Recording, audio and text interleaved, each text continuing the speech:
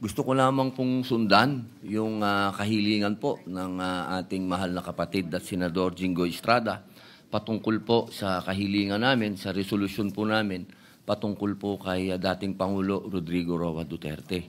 At gusto ko lamang din pong kunin po ang atensyon ng ating mga kasama na kami po kasi ay nangangamba kasi meron pong mga usap-usapan na yung dati pong senador na si Antonio Trillanes ay nagpunta daw po sa The Hague at ang pinaniniwalaan po ng karamihan ay siya po ay nagpunta mismo sa kulungan ni dating Pangulong Rodrigo Roa Duterte. Nais lang po sana namin itong malinawan dahil matagal po akong nakulong sa Bilibid. Hindi po kailanman na meron pong pupunta na tao na hindi mo gustong makita. Yun po, tatanungin ka muna ng gwardiya kung gusto mo bang makita itong taong ito.